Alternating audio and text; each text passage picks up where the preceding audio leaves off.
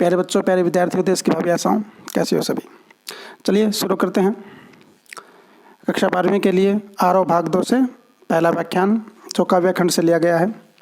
पहला जो काव्य खंड यानी काव्य संग्रह है, पहली जो कविता है वह आत्मपरिचय। आत्मपरिचय कविता है वो लिखी गई है हरिवंश राय बच्चन जी द्वारा। हरिवंश राय बच्चन जी का आपने जीवन परिचय पढ़ ही लिया होगा, जो मैंने आपको प्रेषित किया था, भेजा था। थोड़ा सा बताना चाहूँगा कि हरिवंश राय बच्चन जो सुप्रसिद्ध अभिनेता अमिताभ बच्चन हैं, उनके पिता हैं। आत्मपरिचय उनकी लिखी हुई एक रचना है, कविता है। उनको पढ़ते हैं, वो अपने बारे में क्या परिचय देते हैं। आत्मपरिचय का अर्थ होता है आत्म मतलब स्वयं का, खुद का, और परिचय मतलब अपना ब्यौरा देना, जानकारी देना। तो आत्मपरिचय का इस प्रकार से अर्थ हुआ स्वयं का ब्यौरा देना, स्वयं की जानकारी देना। खैर, इसमें हम पढ़ने जा रहे हैं अभी कि कवि इन कविता के माध्यम से क्या कहना चाह रहे हैं। पढ़िए। मैं जगजीवन का भार लिए फिरता हूँ, फिर भी जीवन में प्यार लिए फिरता हूँ। कर दिया किसी ने झंकृत जिनको छूकर, मैं सांसों के दो तार लिए फिरता हूँ। थोड़ा सा देखिए दोबारा इन पंक्तियों को। मैं जगजीवन का भार लिए फिरता हूँ, फिर भी जीवन में प्यार लिए फिरता हूँ। कर दिया किसी ने झंकृत जिनको छूकर, मैं सांसों के दो तार लिए फिरता हूँ। जग जीवन का भार, जग जीवन यानी जग मतलब संसार, जीवन मतलब जिंदगी। ये कह रहे हैं कि कवि हरिवंश राय बच्चन जी कह रहे हैं कि जग जीवन यानी मैं इस संसार का और जीवन का दोनों का भार लिए फिरता हूँ। भार का मतलब जिम्मेदारियाँ, यानी इस संसार में रहते हुए, इस जीवन में रहते हुए, इस जिंदगी में रहते हुए जो मुझे जिम्मेदारियों का वहन करना पड़ रहा है, जिम्मेदारियों का जो बोझ उठाना पड़ रहा है, समाज का अभिन्न अंग होने के नाते उन सब का भार मैं उठा रहा हूँ। कहने का मतलब क्या है कि मैं जीवन को भी संभाल रहा हूँ और समाज को भी, जग को भी संभाल रहा हूँ। कहने का भावार्थ सीधी सरल भाषा में कहूँ तो कहने का भावार्थ ये है कि जो जीवन मुझे मिला है और जिस समाज में, जिस संसार में मुझे जीवन मिला है, मैं उन दोनों का भार है, यानी उन दोनों का उत्तरदायित्व, उन दोनों की जिम्मेदारियों को बखूबी संभाल रहा हूँ।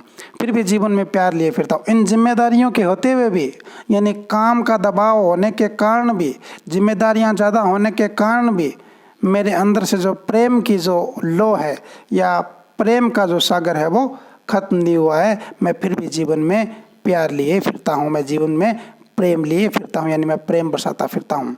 यानी उत्तरदायित्वों को भी निभा रहा हूँ, जिम्मेदारियों को भी निभा रहा हूँ। जो मेरी जिम्मेदारियाँ हैं समाज के प्रति, जो मेरी जिम्मेदारियाँ हैं जीवन के प्रति, उनको भी निभा रहा हूँ। और इसके साथ साथ जिम्मेदारियों का वहन करते करते मैं प्रेम की बारिश भी कर रहा हूँ, यानी मैं प्रेम भी बाँट रहा हूँ। कर दिया किसी ने झंकृत जिनको छूकर, मैं सांसों के दो तार लिए फिरता हूँ। कर दिया किसी ने झंकृत, झंकृत मतलब झंकार उत्पन्न करना। किसी ने, ये रहस्यमय है एक प्रकार से। रहस्यमय कविताओं का यही होता है कि इसमें किसी ने है, ये रहस्य है। ये अपने किसी करीबी के लिए कह रहे हैं, प्रेमिका के लिए कह रहे हैं, प्रेयसी के लिए कह रहे हैं, या खुदा के लिए कह रहे हैं, परमेश्वर के लिए कह रहे हैं। इस प्रकार की जो कविताएं होती है वो रहस्यमय कविताएं होती हैं। कर दिया किसी ने झंकृत जिनको छूकर, झंकृत का मतलब झंकार उत्पन्न कर दी छूने से। अब झंकार कहाँ उत्पन्न होती है? जिसमें तार होते हैं। ये इन्होंने कहा भी है कि मैं सांसों के दो तार लिए फिरता हूँ। अब दो तार का क्या अर्थ है थोड़ा सा बताना चाहूँगा। दो तार का मतलब हो सकता है सुख दुख हो सकता है। दो तार का मतलब जीवन, यानी सांस आती है हो जाती है, ये इस प्रकार से। यानी कह रहे हैं कि कर दिया किसी ने झंकृत जिनको छूकर। अब झंकृत यानी झंकार कब उत्पन्न होती है? जैसे कोई वाद्य यंत्र है और विशेष रूप से जो तार वाले वाद्य यंत्र है उनको छूते हैं तो झंकार उत्पन्न होती है। तो जो कवि महोदय है ये कहना चाह रहे हैं कि मेरी जो मन रूपी वीणा है, मेरी मन रूपी वीणा को किसी ने छू करके, किसी ने स्पर्श करके उसको झंकृत उसमें उत्पन्न कर दिया है, यानी उसमें झंकार उत्पन्न कर दिया। कहने का भावार्थ क्या है कि मेरे जीवन में संगीत उत्पन्न कर दिया, मेरे जीवन में प्रेम उत्पन्न कर दिया। और उसी संगीत के बल पर, उसी ध्वनि के बल पर, उसी प्रेम के बल पर मैं सांसों के दो तार लिए फिर रहा हूँ, यानी मैं जीवन को जी रहा हूँ। कहने का भावार्थ क्या है कि जीवन की मस्ती इसलिए है क्योंकि किसी ने मुझे झंकृत कर दिया, किसी ने मुझे छूकर मेरे अंदर झंकार उत्पन्न कर दी, मेरे अंदर मस्ती उत्पन्न कर दी, मेरे अंदर ध्वनि उत्पन्न कर दी। एक बार फिर देख लीजिए। मैं जगजीवन का भार लिए फिरता हूँ, फिर भी जीवन में प्यार लिए फिरता हूँ। कर दिया किसी ने झंकृत जिनको छूकर, मैं सांसों के दो तार लिए फिरता हूँ। सांसों के दो तार का मतलब जीवन, जिंदगी से है। यानी ये जीवन है, ये सांसों का दो तार है। इसमें एक सांस आता है, एक सांस जाता है, तो ये सांसों की तार ही है। ये दो तार सांसों के, कई जगह सुख दुख भी इसका हो सकता है, लेकिन इसका संदर्भ जहाँ तक मैं समझ पाया हूँ वो है जीवन। सांसों के दो तार का अर्थ है जीवन। तो कवि महोदय कहते हैं, थोड़ा सारांश रूप में बताना चाहूँगा पहला पद्य। कवि महोदय कहना चाहते हैं कि जो संसार है और संसार में रहते हुए मैं जो जीवन यापन कर रहा हूँ, यानी समाज का एक अभिन्न अंग हूँ, अभिन्न हिस्सा हूँ, और समाज में रहते हुए भिन्न भिन्न प्रकार की जो जिम्मेदारियाँ हैं, दायित्व है मेरे, उनको भी मैं वहन करता हूँ। लेकिन जिम्मेदारियों के साथ साथ में मैं प्रेम को बांटता हूँ, यानी प्रेम का जो रस है, मेरे जीवन में प्रेम है, उसको मैं बांटता फिरता हूँ। फिर कहते हैं कि किसी ने मुझे कभी फिर पहले कभी झंकृत किया था, यानी मुझे छू करके मुझे मेरे अंदर झंकार उत्पन्न की थी, मेरे अंदर ये प्रेम उत्पन्न किया था, मेरे अंदर ये मस्ती उत्पन्न की थी, और मैं उसी मस्ती के बल पर, मैं उसी प्रेम के बल पर आज तक जीवन यापन कर रहा हूँ। यानी कहने का भावार्थ क्या है कि जो कभी मस्ती मुझे पहले मिली थी, उसी मस्ती के बल पर मैं आज भी जिंदा हूँ, आज भी मैं कायम हूँ। दूसरा देखिए, दूसरे पद्य में क्या कहते हैं कवि महोदय, मैं स्नेह सुरा का पान किया करता हूँ, मैं कभी न जग का ध्यान किया करता हूँ, जग पूछ रहा उनको जो जग की गाते, मैं अपने मन का गान किया करता हूँ। देखिए जरा, स्नेह सुरा, स्नेह सुरा क्या होती है? स्नेह मतलब प्रेम रूपी, प्रेम रूपी सुरा का मतलब शराब, यानी प्रेम रूप शराब है, उसका मैं पान करता हूँ, यानी उसको मैं पीता हूँ। कहने का भावार्थ क्या है कि मैं जो शराब पीता हूँ, मैं पीता हूँ, वो पीता हूँ प्रेम रूपी, यानी मैं स्नेह सुरा का पान किया करता हूँ, यानी मैं प्रेम रूपी मदिरा, मैं प्रेम रूपी शराब का पान किया करता हूँ, यानी मैं प्रेम रूपी शराब पीता हूँ। मैं कभी न जग का ध्यान किया करता हूँ, मुझे जग की कोई परवाह नहीं है, मैं कभी भी ये नहीं सोचता कि संसार मेरे बारे में क्या सोचता है। जग पूछ रहा उनको जो जग की गाते, इसमें फिर दूसरी बात, विरोधाभासी बात इन्होंने बताई है कि जग उनको पूछता है जो जग की गाते हैं, यानी ये संसार है केवल उन्हीं को पूछता है, यानी उन्हीं की कदर करता है, या यूँ कहो कि उन्हीं को ही ज़्यादा तवज्जो देता है जो जग की गाते, यानी जो जग की चाटुकारिता करते हैं, जो जग की चापलूसी करते हैं, जो जग की झूठी तारीफ करते हैं, प्रशंसा करते हैं। मैं अपने मन का गान किया करता हूँ, मैं तो अपने मन का गान किया करता हूँ, मैं तो अपने विचार, जो मेरे मौलिक विचार हैं, उनका गान किया करता हूँ, यानी मेरे जो मौलिक विचार है मैं केवल उन्हीं का बखान किया करता हूँ, मैं उन्हीं को ही गाता फिरता हूँ। मेरे को किसी प्रकार के चापलूसी की, मेरे को किसी प्रकार के चाटुकारिता की आवश्यकता नहीं है। कवि ऐसा कहना चाहते हैं कि मैं स्नेह सुरा का पान किया करता हूँ, मैं कभी न जग का ध्यान किया करता हूँ, जग पूछ रहा उनको जो जग की गाते, मैं अपने मन का गान किया करता हूँ। कहने का भावार्थ क्या है कि मैं स्नेह सुरा का, मैं प्रेम रूपी शराब का पान करता हूँ, कभी जग का ध्यान नहीं करता मैं, मुझे इस बात की कोई परवाह नहीं है कि समाज मेरे बारे में क्या सोचता है, जग मेरे बारे में क्या सोचता है। जग पूछ रहा उनको जो जग की गाते, मैं अपने मन का गान क्या करता हूँ। और ये जग, ये संसार, विश्व, उसी को ही पूछता है जो जग की गाते हैं, जो जग की चाटुकारिता करते हैं, जो जग की प्रशंसा करते हैं, जो तारीफ करते हैं। मुझे क्यों पूछेंगे, क्योंकि मैं तो इसकी तारीफ करता नहीं, मैं तो इसकी चाटुकारिता करता नहीं, मैं तो इसकी चापलूसी करता नहीं, मैं तो अपने मन की गाता हूँ, मैं तो अपने मन की करता हूँ, मैं अपनी मन मर्जी का मालिक हूँ। आगे देखिए, मैं निज उर के उद्गार लिए फिरता हूँ, मैं निज उर के उद्पार लिए फिरता हूँ, है यह अपूर्ण संसार मुझको भाता, मैं सपनों का संसार लिए फिरता हूँ। देखो जरा, दोबारा देखो, मैं निज उर के उद्गार लिए फिरता हूँ, मैं निज उर के उपहार लिए फिरता हूँ, है यह अपूर्ण संसार न मुझको भाता, मैं सपनों का संसार लिए फिरता हूँ। तो देखो, निज क्या होता है? निज मतलब अपना, उर का मतलब हृदय, उर का मतलब क्या होता है? हृदय या मन। यानी क्या कि मैं अपने निजी मन में, मैं अपने मन में, अपने मन के मौलिक विचार, उद्गार का मतलब होता है भाव या विचार, यानी मेरे मन में मेरे स्वयं के मेरे मौलिक विचार है और मैं अपने मौलिक विचारों को लिए घूमता फिरता हूँ। मैं अपने हृदय में अपने मौलिक उपहार, मौलिक सौगात, और मौलिक सौगात क्या है? उपहार का मतलब सौगात, भेंट। अब ये मौलिक उपहार क्या है इनके पास में? प्रेम। मौलिक उपहार क्या है? प्रेम है। तो कवि महोदय कहना चाहते हैं कि मैं अपने हृदय के जो भाव है, मैं अपने मौलिक भाव, मैं अपने मौलिक विचार लेकर इस समाज में घूमता हूँ, इस संसार में घूमता फिरता हूँ, और मैं अपने मौलिक उपहार और मौलिक जो सौगात मेरे पास में क्या है? वो प्रेम, प्रेम रूपी जो उपहार है, प्रेम रूपी जो सौगात है मेरे पास में जो प्रेम है, उसको मैं लिए इधर उधर संसार में घूमता रहता हूँ। है यह अपूर्ण संसार न मुझको भाता। अपूर्ण क्या होता है? अधूरा, जो पूरा न हो। अपूर्ण का उल्टा पूर्ण होता है यह अपूर्ण संसार न मुझको भाता। भाता मतलब अच्छा लगना, पसंद, यानी मुझे ये अच्छा नहीं लगता, मुझे भाता नहीं है, मुझे ये अपूर्ण संसार है वो अच्छा नहीं लगता है। क्यों नहीं लगता? और अपूर्ण संसार, संसार को क्यों कहा गया है? क्योंकि इस संसार में किसकी कमी है? प्रेम की कमी है, इसमें मिलन की कमी है, इसमें क्या है? मित्रता की कमी है, इस संसार में भाईचारे की कमी है। कहने का भावार्थ क्या है कि ये अपूर्ण संसार है और ये संसार कब पूर्ण होगा? जब इसमें सभी एक दूसरे को प्रेम करेंगे और शांति स्थापित होगी, तभी ये संसार है वो पूर्ण होगा। और ये अपूर्ण संसार, ऐसे संसार जिसमें हिंसा है, जिसमें वैमनस्य भाव है, जिसमें बैर है एक दूसरे का, जिसमें प्रेम नहीं है एक दूसरे को, जहाँ पर भाईचारे का अभाव है, ये ऐसा संसार है वो पूर्ण नहीं है, यह अपूर्ण संसार है। और इस प्रकार का संसार मुझे भाता नहीं है, मुझको अच्छा नहीं लगता है। इसलिए मैं क्या करता हूँ? मैं अपने सपनों के संसार में, मैं अपनी कल्पनाओं के संसार में खुश रहता हूँ, क्योंकि मुझे इस समाज की, इस जग की जो पीड़ा है वो देखी नहीं जाती।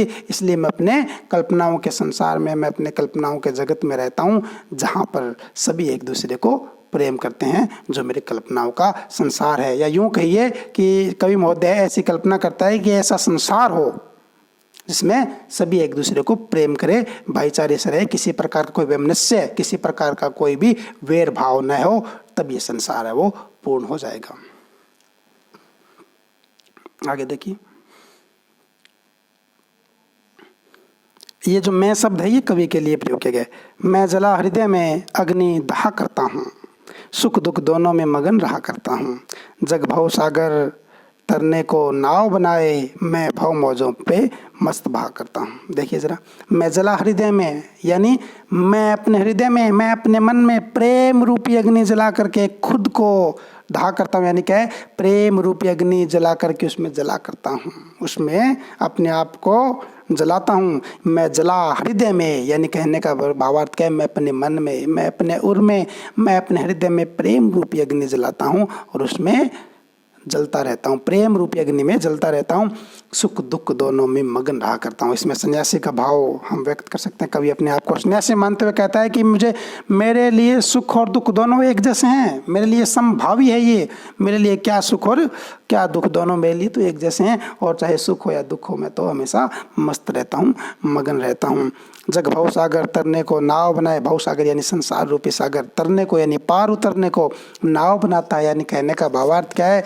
मोक्ष प्राप्ति के लिए, इस भव सागर को पार करने के लिए न जाने कितने यत्न करता है व्यक्ति, कितने प्रयत्न करता है, कितने जत्न करता है, लेकिन कवि कहते हैं कि मुझे इस संसार से पार नहीं उतरना है। मैं इस संसार, भव का मतलब संसार, मौजों लहरों पर मस्त बहा करता हूँ। यानी कहने का भावार्थ क्या है? ये जो संसार रूपी सागर है, इसकी मौजें, इसकी जो लहरों पर मैं मस्त बहा करता हूँ। यानी मुझे पार नहीं उतरना है, मुझे मोक्ष नहीं चाहिए। जिस प्रकार का यत्न व्यक्ति, जिस प्रकार का प्रयत्न है और लोग कर रहे हैं, अन्य लोग कर रहे हैं, ये कहते हैं कि मैं तो अपनी मस्ती में मस्त रहता हूँ। कहने का भावार्थ क्या है कि मेरे पास में प्रेम रूपी शक्ति है, मेरे पास में स्नेह रूपी शक्ति है, जो क्या है मुझे कभी भी परेशान नहीं होने देती है, और उसी के कारण मैं सुख और दुख में मस्त रहा करता हूँ।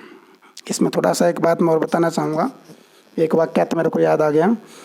एक राजा ने एक मंत्री से कहा कि कुछ ऐसा लिखो जिसे सुख में पढ़े तो दुख हो उत्पन्न हो, और जिसे दुख में पढ़े तो सुख उत्पन्न हो, यानी खुशी उत्पन्न हो। कहने का भावार्थ क्या है कि दुख में पढ़े तो खुशी उत्पन्न हो और सुख में पढ़े तो दुख उत्पन्न हो।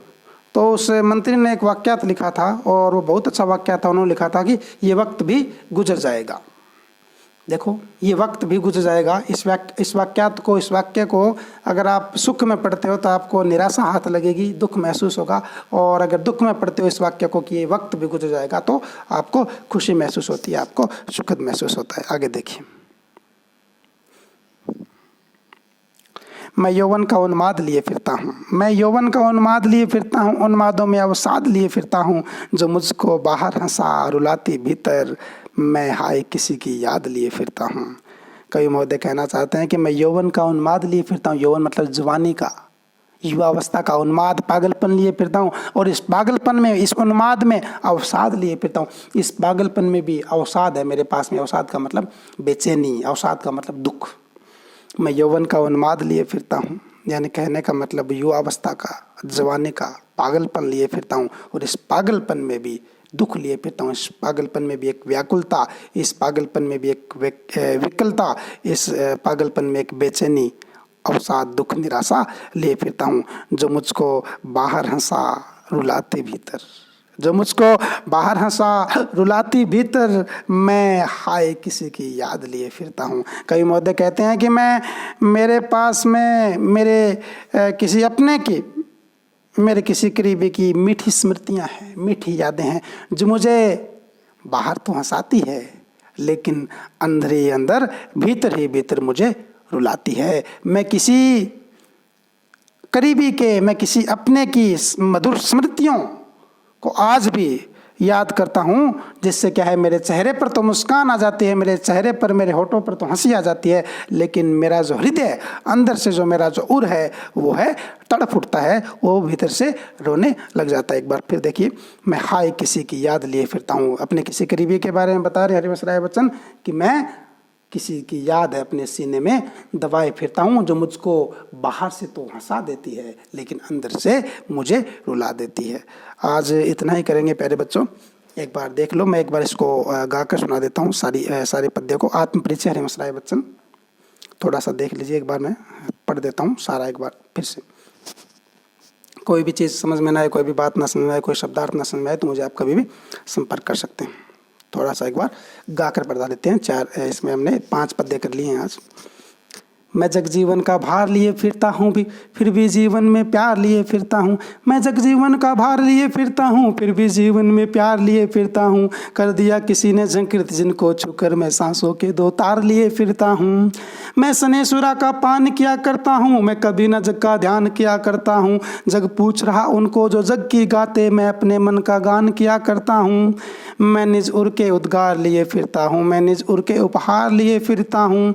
है यह अपूर्ण संसार न मुझको भाता, मैं सपनों का संसार लिए फिरता हूँ। मैं जला हृदय में अग्नि दहा करता हूँ, सुख दुख दोनों में मग्न रहा करता हूँ। जग भव सागर तरने को नाव बनाए, मैं भव मौजों पर मस्त बहा करता हूँ। मैं यौवन का उन्माद लिए फिरता हूँ, उन्मादों में अवसाद लिए फिरता हूँ। जो मुझको बाहर हंसा रुलाती भीतर, हाय मैं किसी की याद लिए फिरता हूँ। धन्यवाद प्यारे बच्चों, आज इतना ही।